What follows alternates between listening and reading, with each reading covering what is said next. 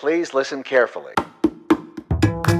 Oi, eu sou Guilherme Lugulo e esse é o podcast Ator. Mas é isso, o podcast Eu Ator, na verdade, ele é uma conversa descontraída, ele não tem esse tom de... Isso. Eu queria dizer que é uma honra receber você aqui no programa, Bruna Guerra, uma atriz maravilhosa, ganhadora de prêmios, já fez teatro, já fez dublagem, já fez TV, já fez cinema, né? Me fala um pouco disso, porque eu sei que você começou dançando. Quando aquela garotinha que fazia as interpretações da Disney em casa para a família decidiu falar, não, acho que isso pode ser uma profissão. Primeiro, Guilherme, é um prazer estar aqui. Muito obrigado pelo convite. Eu já escutei muito os seus podcasts, suas entrevistas e é sempre muito, muito legal escutar e que honra estar aqui falando. Então, muito obrigado pelo convite. Mas como que surgiu? Eu não sei, eu sempre tive, minha mãe me conta que eu era uma criança muito criativa, que eu me imaginava demais, ela sempre estimulou também minhas brincadeiras, então eu sempre imaginava que eu era uma outra pessoa, que eu era uma sereia, que eu era a Paquita da Xuxa e Mara Maravilha, e assim foi indo. E a minha vontade de dançar e a minha, digamos assim, minha desenvoltura na frente da família impressionava muito a minha mãe. Ela falava, nossa, essa menina realmente não tem vergonha nenhuma de fazer qualquer coisa. Então, ela começou a me estimular e me colocou na aula de balé clássico. Foi o primeiro contato que eu tive com arte mesmo. E eu fiquei completamente apaixonada e eu nunca mais parei de fazer balé clássico. Sempre balé clássico, na minha cabeça eu ia ser bailarina. E, na verdade, eu nem entendia direito o que era ser atriz, mas a bailarina eu conseguia entender. Aí, quando eu te fiz uns 11, 12 anos do balé clássico, a gente é obrigado a ter aula de teatro. A gente é obrigado, né? Porque você conta a história do Lago do Cisne, Gisele, então você tem que fazer aula de teatro. E eu nunca me esqueço da primeira aula que eu tive, só bailarinos fazendo aula de teatro, e eu me encontrei assim, e aí pela primeira vez eu entendi que o que eu gostava no balé clássico era contar história. E também eu sofri muito bullying na escola quando eu era mais nova, a classe inteira se voltou contra mim, e minha mãe, vendo que eu tava ali sem amigos, digamos assim, acabou me colocando numa aula de teatro na escola. Eu fiz milhões de amigos, e no final do ano a gente fez uma apresentação, eu criei uma personagem de comédia, eu imitava os sotaques, enfim, e foi um sucesso. E aí eu lembro que depois que a gente estreou essa peça na escola, eu saí e todo mundo queria ser meu amigo. Então eu acho que eu entendi assim, então quando eu tô no palco as pessoas me amam, então é isso que eu vou fazer o resto da minha vida. Interessante, então a dança, o teatro te colocou num lugar onde da garota que sofria bullying passa a não sofrer bullying porque, de uma certa forma, se comunica diferente também com os outros e aí os outros vêm ali no palco e falam, nossa, ela não é tão bobinha quanto a gente achava que ela era. Que interessante isso. A Bruna, pessoa física, tem muita dificuldade de falar o que pensa, até hoje, o que sente, mas através de uma personagem é muito mais fácil pra mim, porque querendo ou não, ninguém é outra pessoa. Quando a gente tá fazendo uma personagem, a gente coloca as nossas referências de vida, as nossas tristezas, nossas alegrias, o buraco da nossa alma, todo o buraco existencial deste ser humano, eu acabo colocando nas personagens, e já não sei explicar porque as pessoas sentem isso e elas se conectam com isso. Então eu sempre senti que o teatro foi esse lugar pra mim também, onde eu consigo, de certa forma, me comunicar melhor com as pessoas. No teatro, quando todo mundo tá ali escuro, eu não vejo ninguém, tem uma luz, a Bruna, por incrível que pareça, aparece mais, ela fala mais por ela do que quando eu tô só como pessoa física. Isso desde pequena, isso ficou sempre muito claro. E você fez 2 escolas de teatro, você fez Wolf Maia e Newton Travessos ao mesmo tempo. Como é que você se dividia? E uma faculdade? Uma faculdade, exatamente. Uma faculdade eu fiz comunicação social, com especialização em rádio e TV, mas eu não queria, eu queria ter feito artes cênicas, mas a minha mãe e meu pai na época não enxergavam o teatro, ser atriz, ser artista como uma profissão. Então eles falam, você pode fazer o curso que você quiser, desde que você me faça uma faculdade séria, uma faculdade, e foi o que eu fiz. Então eu fiz faculdade de manhã,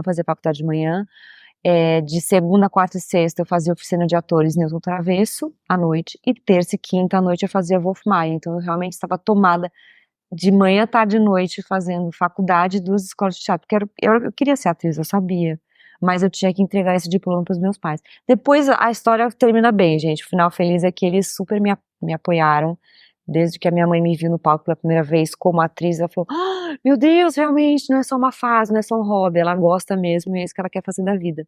Então eu acabei levando a faculdade, mas a minha mãe e meu pai sempre me apoiaram, assim, só queriam que eu tivesse um diploma de uma faculdade séria. Até porque os dois eram advogados, então eles não tinham ninguém da família artista, acho que eles não entendiam direito que poderia ser possível. Você tem um envolvimento muito forte com o núcleo experimental, né, aqui em São Paulo. Uhum. Eu queria saber um pouco dessa sua história, como é que você foi parar ali e o que o núcleo significa para você?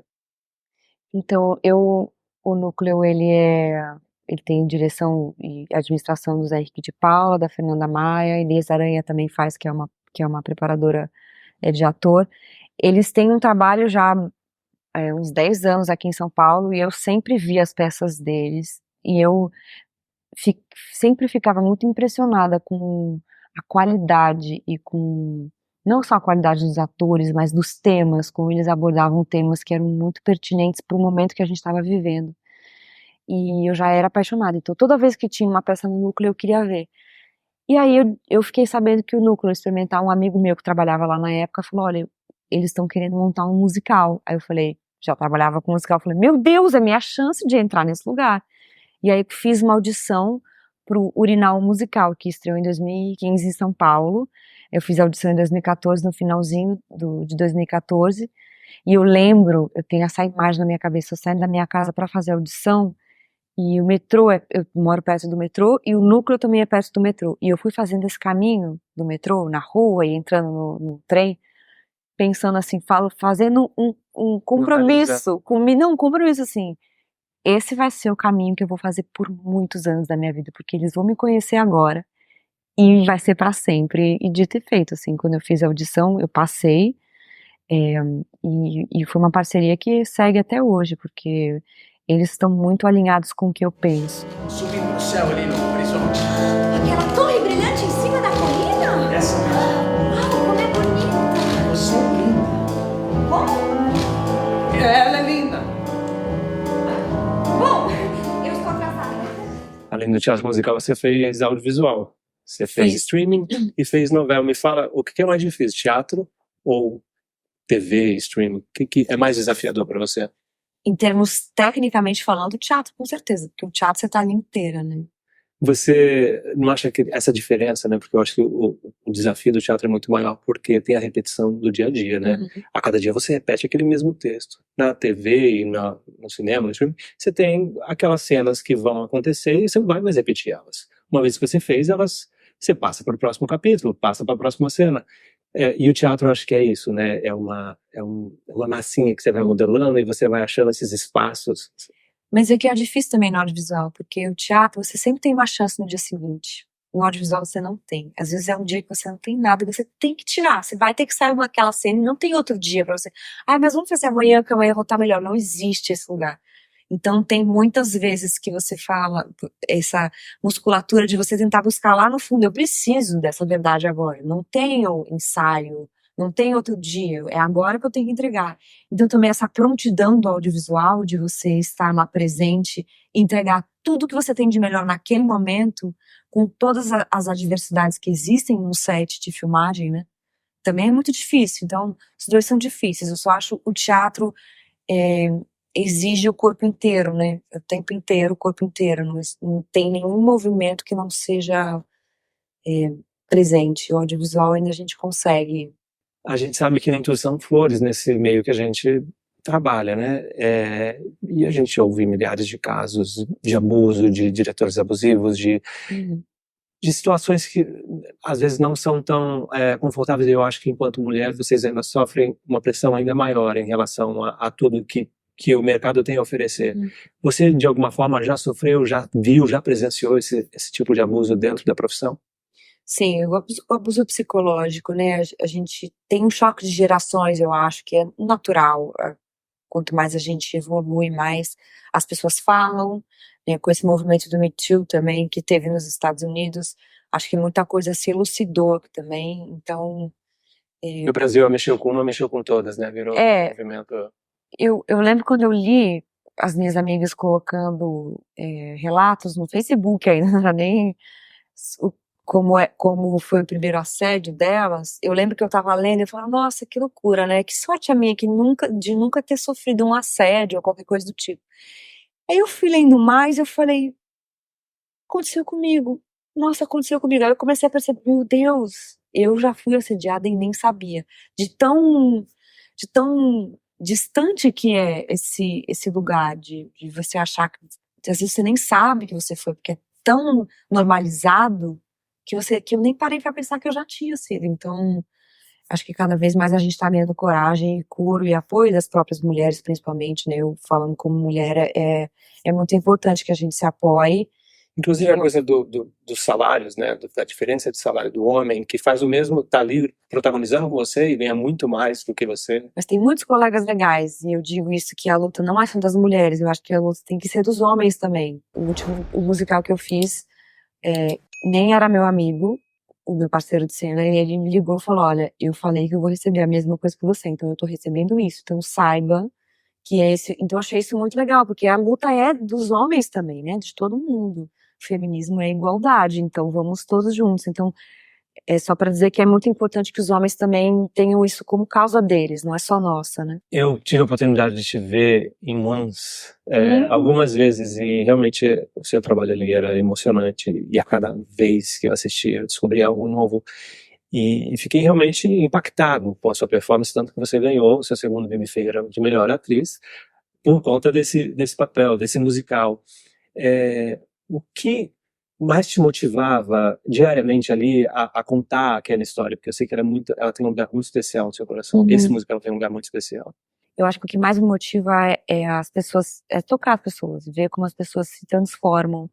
E eu digo, não é uma transformação, minha vida mudou, agora eu sou um outro ser humano. Não, é um acalento para a dificuldade que é existir. Existir é muito difícil, e eu tô falando isso em todas as classes sociais, em qualquer tipo de problema que as pessoas tenham que ter, se elas estão lidando com luto, término de um relacionamento, falta de dinheiro, briga por qualquer pessoa, um ser amado, enfim, qualquer problema, doença, qualquer problema que elas tenham, a arte, né, aí a gente pode colocar a poesia, tem esse lugar de confortar o coração. Ela não vai resolver o seu problema, ela não vai tirar a doença de você, ela não vai te trazer no seu ser amado em 7 dias, ela não vai fazer isso. Mas ela te dá uma caneta, ela te dá um colo. E o Once, eu sinto que foi isso pra muita gente, eu vi as reações das pessoas. Então o que mais me motivava era saber que elas ali em 2 horas, elas iam escutar elas vão escutar a música, iam escutar aquela história, e elas iam sair do teatro com um pouquinho mais de esperança na vida, com um pouquinho mais de fé nas pessoas, no amor, né, que é o fim do dia, é isso que realmente vale a pena, é o que conta no final, o amor ainda vai salvar. Desde que te vi, faz tanto tempo, eu já nem me lembro como é o seu olhar. Se você pudesse voltar lá atrás e olhar no olho daquela atriz que estava começando, estava no início, o que você diria para ela?